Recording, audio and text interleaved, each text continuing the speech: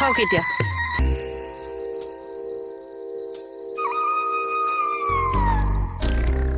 sir ক'ৰ পৰা আহিলে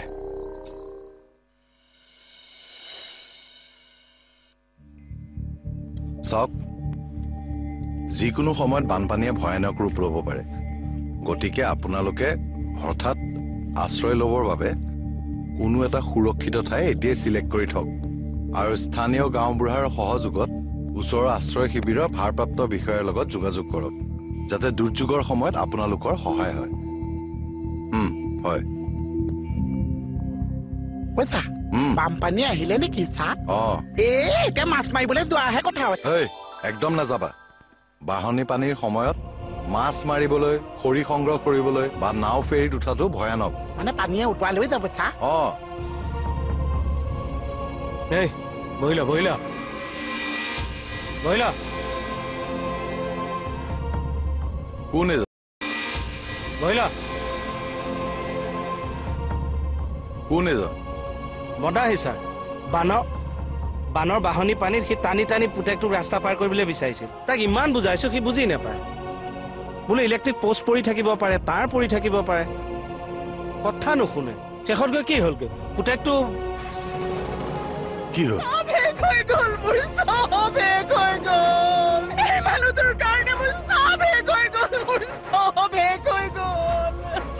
একমাত্ৰ ল'ৰাটো কি কৰো মানুহটোৰ কাৰণে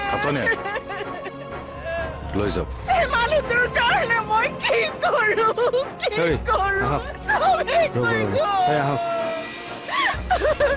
মই কি কৰো মোৰ সকলো শেষ হৈ গ'ল মই কি কৰো এতিয়া মোৰ বুকু সুদা কৰি গুচি কৰো এতিয়া মোৰ বুকু সুদা কৰি গুচি গ'ল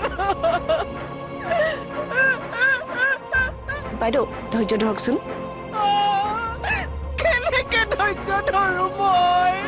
মদৰ নিচাত মানুহটোৱে ল'ৰাটোক বাঢ়নী পানীৰ মাজলৈ লৈ গৈ মোক এৰি গুচি গ'ল মোৰ বুকু হ'ব দিয়ক নাকান্দিবচোন ঘূৰি নাহে নহয় এতিয়া কি কৰো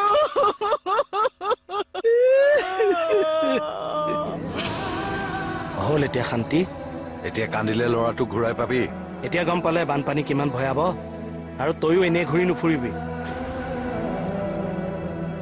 আমাৰ অভিভাৱক আৰু অংগনবাদী কৰ্মীসকলে বানপানীৰ সময়ত ল'ব লগা সজাগতাৰ কথা শিশুসকলক বুজাব লাগে ঐ চাক বানপানী হলে আমি ক'ত থাকিম চাক আশ্ৰয় শিবিৰত পানী হলে আমি ক'ত থাকিম চাক আশ্ৰয় শিবিৰত আৰে তই মাছখন কিয় পেলাই দিলি আশ্ৰয় শিবিৰত থাকিব আকৌ মাছৰ কি কাম আছে